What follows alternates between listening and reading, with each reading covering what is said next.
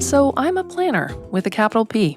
For years, my idea of a travel good time was a trip that had every element planned, from the instant I left my front door to the moment I re entered it. I had as much appetite for spontaneity as I do arguing over politics at Thanksgiving, which is to say, not much. But recently, I started to realize that all that preparing, scheduling, and organizing can also be restrictive, which is not a surprise to you go with the flow types, I'm sure. I'm Catherine LaGrave, and this week on Unpacked, we're exploring what it's like to travel completely unplugged. Yes, you heard me correctly. And our guest is literally writing all about it. Lisa Abend has been reporting on travel for decades as a freelancer and contributing writer for Afar. Over the years, she has witnessed seismic shifts in the way the internet has changed how we travel. So in April 2024, she started a project called the Unplugged Traveler that documents what it's like to explore Europe without the internet. And I got to talk to her all about it. So in this episode, you'll hear why she chooses to travel this way and what you and I can learn from adopting some of her methods, such as randomly walking up to people and asking where to get good ragu.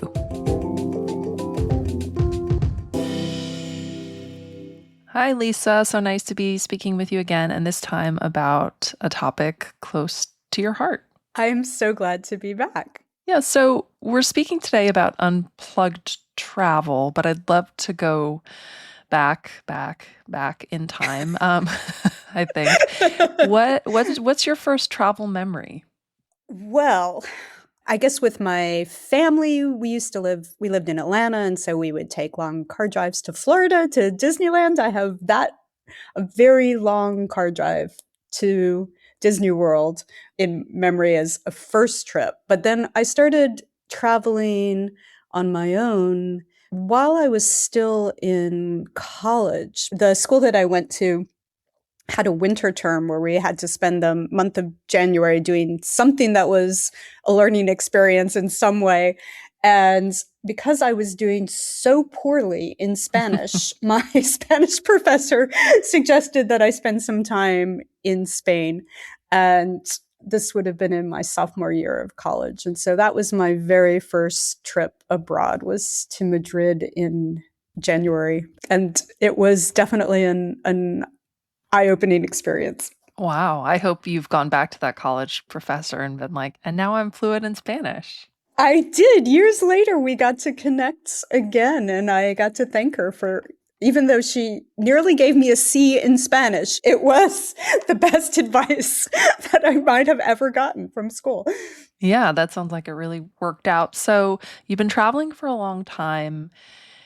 And do you remember beginning to use the internet for travel? Like what that switch felt like? Is there a moment that you remember, I guess, researching something or using it in a way that you hadn't been able to use it for travel planning before?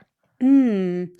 I mean, certainly my first experience, probably like most people, was in booking tickets. I remember using Orbitz and being very excited that I could actually compare prices myself and didn't have to just call an airline or go to a travel agent. And then for research, in the early part of this century, I actually moved to Spain. And at that point, I was starting to work as a journalist. And by then, I feel like, all research was online. And so it just felt like a piece of the general reporting that I was doing that, I would have to travel someplace to do an interview or report a story. And it just all seemed kind of seamless at that point. Yeah, it certainly changed a lot about the ways in which we communicate and set things up and move through the world. And that brings me to your newsletter, The Unplugged Traveler, which is on Substack. And in an intro there, you write, I'm keenly aware of how much the internet makes possible, especially when it comes to travel. Yet I'm also aware of how much it has taken away. What do you mean by that? A few things. One, you asked when I first started using the internet to help with travel, but I have a very clear memory of the time before that and what it was like, when I was a student and backpacking around Europe, to just show up in a place, with your URL pass and try and find a place to stay, try and find a place to eat with very little to go on.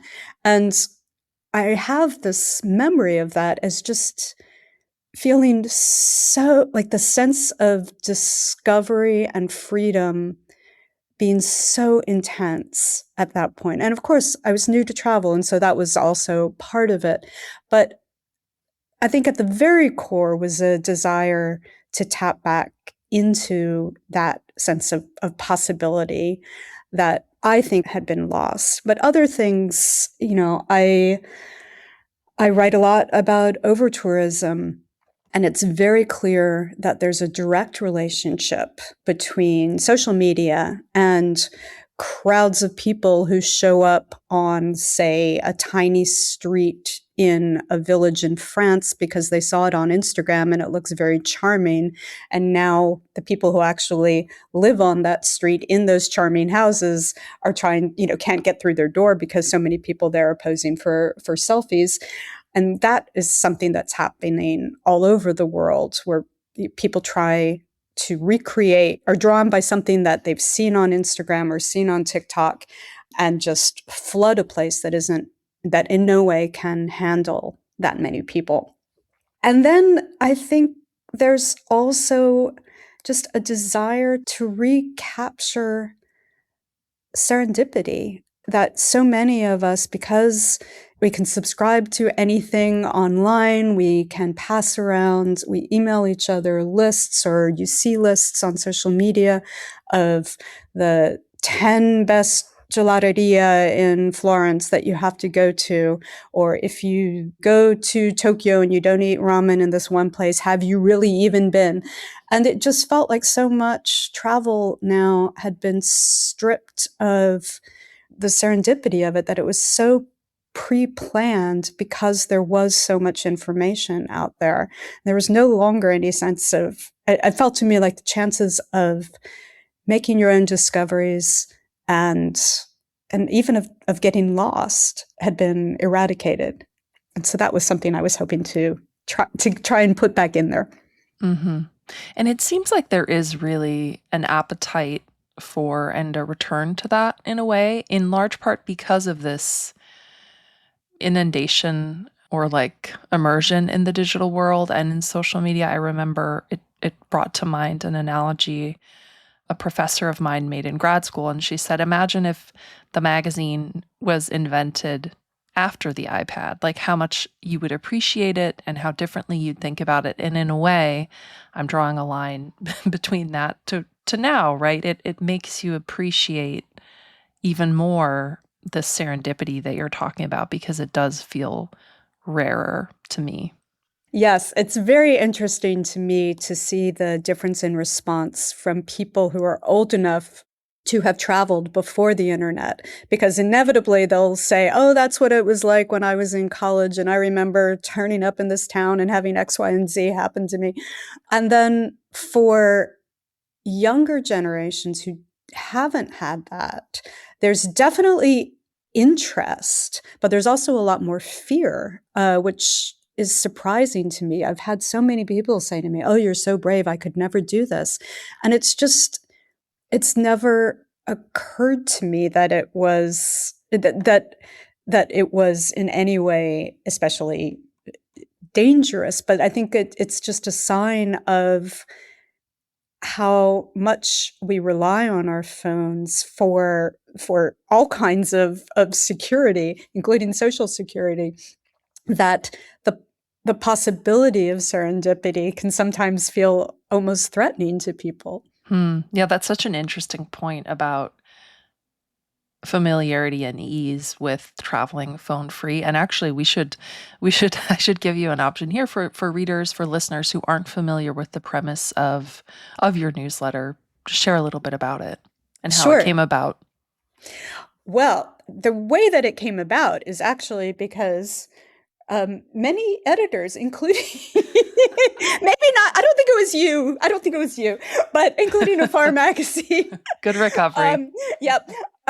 Turned down a pitch I had because in part it was, I did envision this originally as as a column where I would do this thing where I would each whatever month or however long I would go to a place to me that was new and that in about which I had done no research, and I would travel entirely without the internet. So that would mean obviously no Googling, no Airbnb, no GPS maps while I was on the ground, no online list of recommendations, and also no scrolling as a way to protect myself against boredom or feeling socially awkward or something like that. And so I had originally pitched this as a column and didn't get any traction with that. So I just decided to do it on my own and started as a Substack. So, how do you consider the tension between going someplace without any information and, I guess, respect and consideration and awareness of a place as well, right? No, I think it's a great question, and it's interesting to me that no one's ever asked me about it before. But of course, as a journalist, it's who covers, international news and events. It's something that you get accused of all the time, and you have to be really sensitive to of parachuting in, where you're just dropped, as you say, into a new context, and you don't really have the greater understanding. You have to try and learn as quickly as possible. And I think in the travel situation, it is something that I'm very aware of, maybe because I've had that background as a journalist, that I'm always acutely aware that I'm just having this teeny tiny little slice of an experience, and that in no way does it represent the whole of a place. And what I definitely have had to consciously give up the need to try and make any kind of comprehensive statement, any kind of generalization. I'm just going off of my immediate experience. And that does involve sometimes some FOMO as well, when I get home and I realize that I've missed the most in like the one thing that a particular place is really known for, and I just didn't happen to come across it. But I do try to frame what I'm writing very carefully as a reflection of my limited experience in a place, and not so much an attempt to define the place as a whole.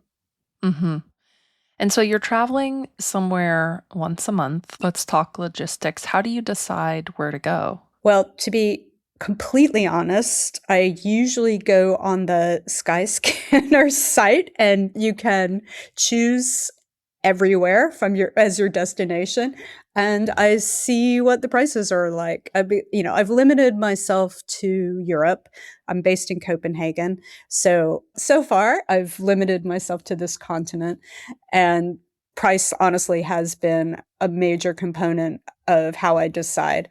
But I am also beyond that, my own criteria. It has to be a place that I've never been before, and about which I don't have the kind of knowledge that would really change my experience there. So a classic example is Bergen in Norway, which I would really like to go to because I've heard it's beautiful. But because I write about food, especially in the Nordic countries, I already know a bunch of restaurants there. And so it feels like, or I know of them, never having actually been there. And it feels like it would ruin the experience. It wouldn't be fair for me to go there since I would already know where to eat. So it's really that. And then beyond that, I do find myself drawn to, what might be considered second cities, not necessarily the capital, just because oftentimes it feels like those places, they don't care so much about tourists. Like it's almost as if they're not really trying to woo tourists in the same way as a place like, Florence or Barcelona is. In some ways, it feels easier to have a different kind of experience there. Mm-hmm. So you go to Skyscanner, you decide that you're going to Vilnius. So I'm just picking a city at random. then I'm so curious about the steps that you take. Walk me through a Vilnius trip. Okay, I will walk you through Vilnius. Although I've been to Vilnius in real life, so I can Okay. never use it as an unplugged travel. Um, I do allow myself, the one online thing I do is buy the ticket because I really cannot bear to sit through a call center talking Mm-hmm. to somebody to buy the ticket. So I buy the ticket online. And then that's pretty much it. I get on the plane, I get off in the airport or sometimes by train. And usually Again, all like wayfinding at the airport. You yes. don't, you So okay. usually, my first stop is to try and see if there's a tourist office at the airport or train station. Those have been disappearing as well, mostly because people don't need them anymore because they have their phones. Then I figure out how to get into the center of the city. And, sometimes it means asking people, sometimes it means reading signs, sometimes it's quite obvious. And then I take public transportation to the center of the city and get out and start walking around. And that's pretty much it. I try and time it so that I land while there's still daylight. That hasn't always worked, but it's something that I'm able to do. And then depending on how much daylight there is, I either look for a hotel immediately or I just try and get my bearings first. Oh, so you've not found a hotel yet. Oh, I'm stressed. I know for a lot of people that is very stressful. And I have to say, like the first couple of times I did it, it was very stressful for me too. Especially the first time I did it was Hamburg. And for some reason, I don't know where I just couldn't find any hotels. Like not like it wasn't like they were too expensive or all booked or like for whatever reason, there were none. And I did start to get a little nervous, but I did find one. And yeah, once you get used to it, it's really much less stressful than you might imagine. It's happened a few times where I've had to go to several places because the previous ones have been booked. It's happened that, maybe I'm in town for 3 nights and I can only stay in the hotel that I land in for one night because they're booked the other 2 nights. Although it does usually turn out hotels get a lot of cancellations. And I find that if I'm in the door once, I'm usually in for the whole time. Something will come up.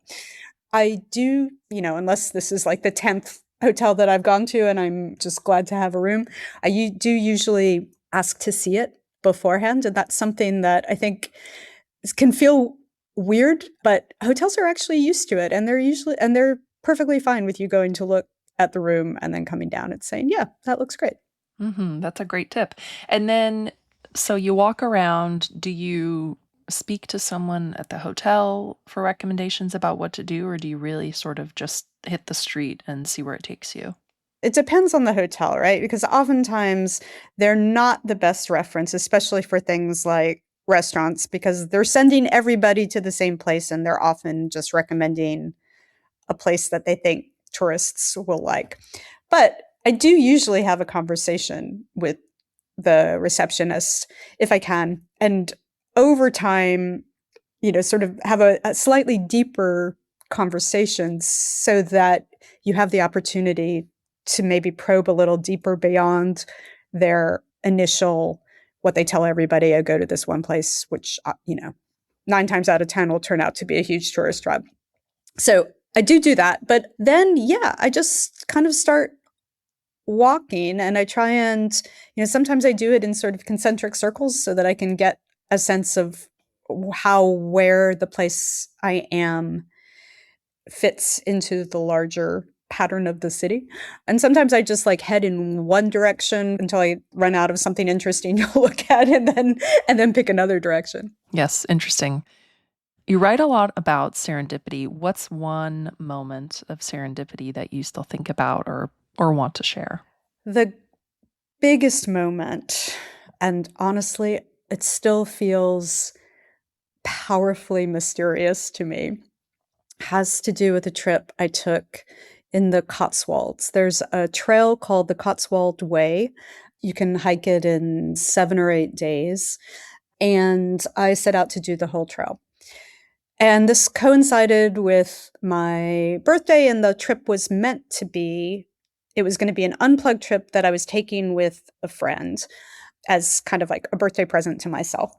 The friend had a family emergency and she had to cancel at the last minute. And I just decided, you know what? I'm going to do it myself anyway. And this was a trip in which many things went wrong, including this is actually the place where I've had probably the most difficulty with hotels because you're walking town to town, village to village, and many of them have very few accommodations, if any, and those accommodations are often bed and breakfasts. And I just assumed I would get into a town and there would be signs for these bed and breakfasts, but because they're in actual people's homes, many of them don't have any signs. And so I would get there and it would appear that there was absolutely no place to stay. And so I would have to walk on several miles to the next town. So that was one of the first things that went wrong. And then there was terrible, actually life-threatening floods from the rain that was so torrential. And I got lost a gazillion times. And at some point, I think I was about 3 or 4 days into this, I just thought, this isn't fun. Maybe I should just go home. And the thing that actually resolved that for me was as I'm considering this question of whether I want to pull the plug on the trip or not, my boots literally dissolve and the sole of my hiking boot comes clean off. And I was like, okay, that's a message. Anyway, after that happened, I have about a mile from where that happens into the nearest town. I'm hobbling into town with it. And as I come to the edge of the town, I pass a couple going in the opposite way. And they kind of smirk at me in a way that I found real. I thought they just were like laughing at how ridiculous I looked because I was like, hobbling along on these uneven shoes. So I noticed them and I was kind of annoyed. And I kept going, got into the town. There looked to be 2 roads in, and I started down the one on the left, and I just went a little, just probably 100 meters or so, and thought, this looks kind of boring. And I turned around and went back to the other one. And as I was doing that, that same couple had come back, and we kind of coincided, and it was that weirdly kind of awkward thing where you find yourself walking side by side next to people on the street. So I kind of walk a little faster and I pull in front of them. And I hear them talking to a woman who has come out of her home. And that woman, for some reason, the woman in the couple says to the lady who has come out of her house, it's his birthday. And I stopped and turned around and said, it's my birthday, because it was my actual birthday then. And we just kind of laughed over that and walked into town together. We went into the one cafe in this town, and the woman in the couple told the waitress there that it was both of our birthdays, and everyone in the cafe sang happy birthday to us. And when I think about that, I was feeling a little sorry for myself up until that point. And when I think about all of the coincidences that had to happen, that I had to turn around from the street that I was on and end up right next to them so I could hear this woman, for some reason, tell a stranger that it was her husband's birthday, and I could be in the proximity to hear that. It just blew my mind. And it actually made me feel like the universe was looking out for me.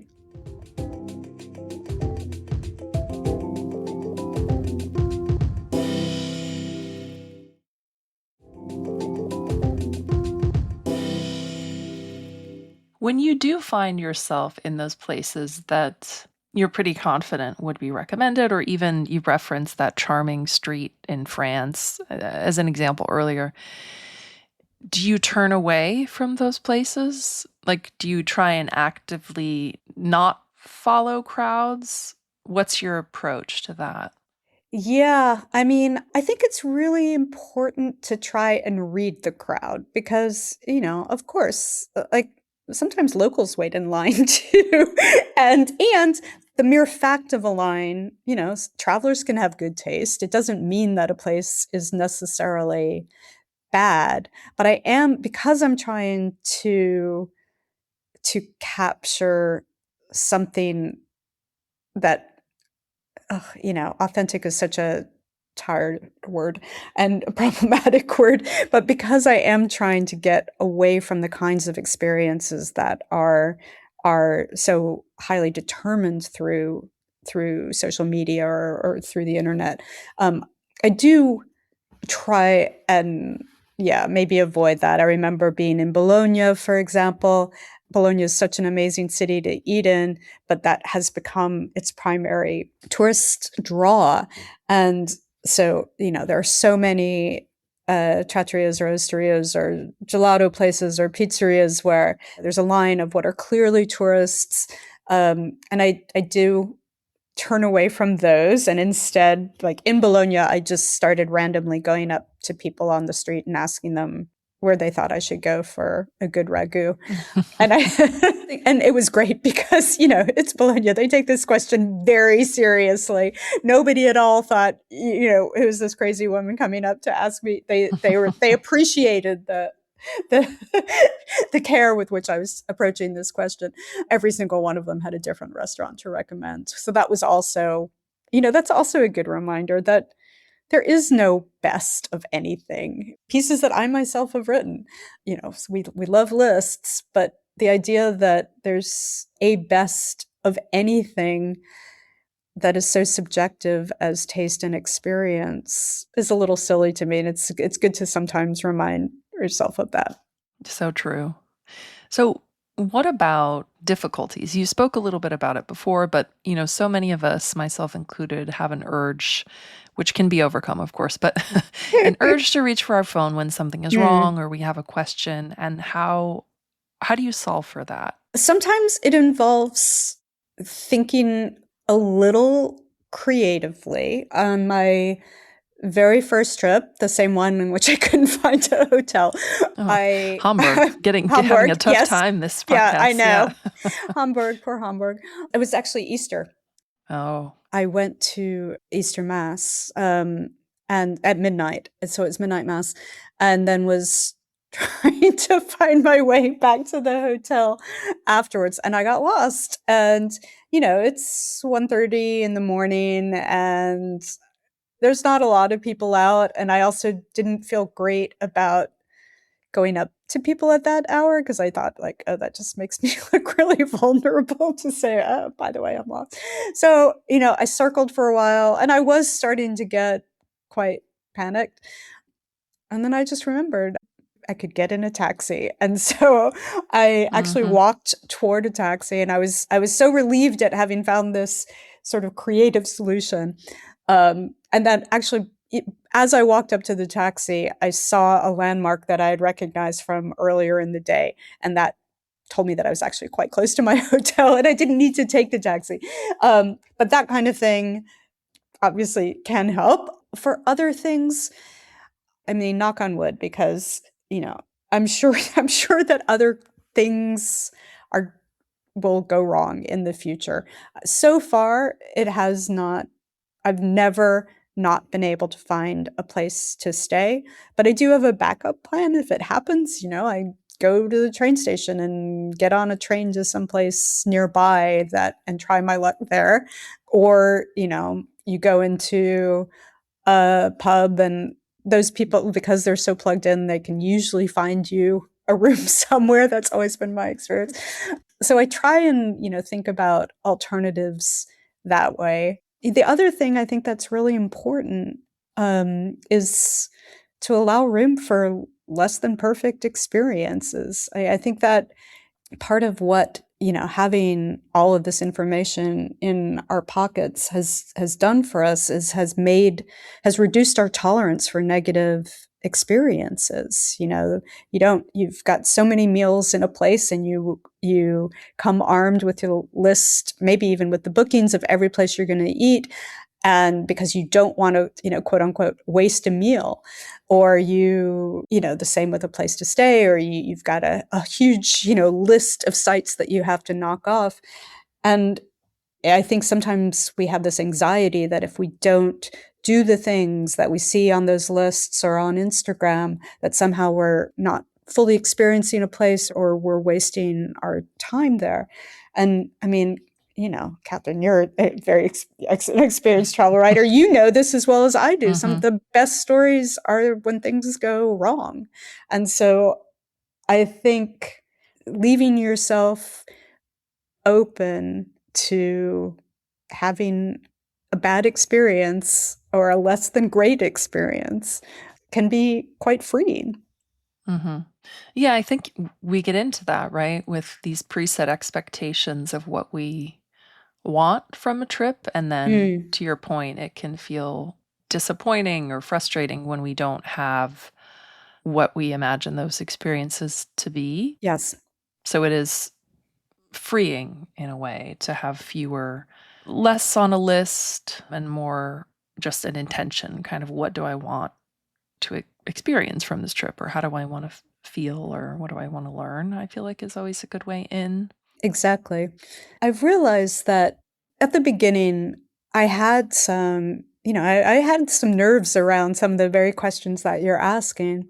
But at this point, having done it now nearly 2 dozen times, I actually find it so profoundly relaxing. I can't really explain it, but to get to a place with no itinerary and no plans and not be haunted by, the notifications going off on your phone, and just try and I mean, it's kind of like, it sounds ridiculous, but it's almost like a form of meditation because it's all about being present. You're just there, and who knows what will happen. All of these things, they're points of information. And by doing it this way, you become better is not the word, but you become more aware of who you are as a traveler. And can strengthen your, as you said, assessing a crowd. You can look at a place and you can be better able to make judgments about what will and won't work for you in terms of restaurants and attractions, which you wouldn't be doing if you had a list based on what other people are telling you to do. Yes. I mean, one thing, probably the thing that I was most anxious about early on was whether I would be able to find a story. Because as travel writers, one of the first things we learn is that a place is not a story, right? You have to find a way into it. And I knew that, that the novelty of landing in a place without any plans or having done any research or access to the internet would only get me so far in terms of a story. And so, I did have those doubts. Would I be able to find one? And and now they're just gone because I mean, I don't want to jinx anything again, but it just always happens. And I think it's because if you travel this way, you become more open to your surroundings and to the place. And you're not, for me, I find I'm not thinking so much about working my way down that checklist of things. I'm not thinking at all about working my way down that checklist of things I have to see. I'm just trying to stay open until that story lands on me. That's really the way it feels. But as a result, it means, I think that openness, it certainly means I'm more proactive in talking to people. I'm looking for those opportunities where I might be able to connect with people on a more in-depth way. If I go to a restaurant here by myself at home, I'm going to usually try and find some quiet corner table by myself so I can read my book and not talk to anybody and just have a quiet dinner, right? But I don't do that when I'm when I'm traveling this way. I choose to, to squeeze myself in between those two tables that are full with people because I'm pretty sure I'll be able to get a conversation out of it and that I'll probably learn something great as a result. So, how has this approach, unplugged travel, changed the way that you travel at large? Hmm. I'd be lying if I didn't say like there are times on my normal traveling, especially when I'm traveling for a story for a publication, where I like remember that I can use my phone and there is a bit of relief there. It's like, oh, yes, It's great. like duct taped in your bag. Exactly. It's like, great. But it's not just travel, it's daily life. If I'm on the metro, I'm much more likely not to pull my phone out. I find it easier to resist the urge to grab my phone because I'm bored, or you walk into a party where you don't know a lot of people, or you are waiting in line and feeling a little awkward or something. Like, it's much easier now for me to resist the urge to kind of grab my phone and hide behind that and to just try and stay present in my surroundings wherever I am. I love that. So, a phone, the internet, they can help. It can be helpful, right? Absolutely. And can certainly be helpful when we consider accessibility and moving around a place. And so, I guess a question I have for you is what's your advice for people trying to do some bit of unplugged travel? Like, what tips and tricks do you have for people, for all types of travelers? For someone who wants to try it and who, feels a little nervous about it or is worried about accessibility, you can do it at home almost. You can go to the town next to you or take a train ride for a couple of hours and get off somewhere. And you don't have to. I generally spend probably 3 or 4 days in a destination for the newsletter, and I'd love to spend more, but I'm limited by finances. But you can do it for an afternoon. Just show up somewhere and go around for an afternoon. And it is easier in smaller places. Up until this point, most of the places I had been pretty major cities. But then I went to a town in Spain called Teruel. I mean, I had chosen it because I used to live in Spain and had traveled so much there. I'd pretty much been to all of the big cities. So this was like a smaller one that was about 50,000 people, but more town than city. And it was great. It was the kind of size where there was a decent amount of stuff to do. You weren't going to like go through it all in an hour or so, but it was small enough that if you spent more than a day there, you'd keep running into the same people, which made it much easier to talk to them. And they noticed me too, because, it was much clearer that I was not from there. And so in terms of connecting with people, finding a smaller size place I've found it can be a great way of doing that. Travel small and Mhm. consider the size of a place as Yeah. well for getting started. So, where's your next trip? Well, the next place I'm writing about, I've already been to, which was Cork in Ireland. I was there a couple of weeks ago, so I'm looking forward to writing that one up. And then after that, I can't believe I'm coming up on 2 years of this newsletter. And soon after I started, in fact, it was on that trip to Bologna that I mentioned, a dear friend of mine from college, she goes to Italy each year in the springtime. And so we met up there. And then she and her partner were driving. They have a wine shop. And so they go and visit all of the winemakers that they sell. And they were driving actually through Greece. And so we met in Thessaloniki. And this year we are going to meet in Marseille because I've never been there. And so that will be my next trip. And that's coming up before the end of the month. Very fun. And so, do your friends also get instructions? Don't Yes, look at things? exactly. They have to be, and they've been great sports about it. It's got to be people who are willing to play by the rules. Fun. I love it. Okay, 2 years in, what's been your biggest takeaway from traveling this way? I think it is just the reminder to stay open to experience, and that when you do that, all kinds of great things happen. It just repeats.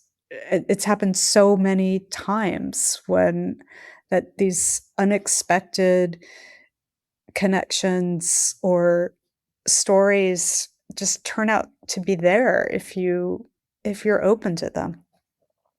Okay, well, that seems like a great place to end.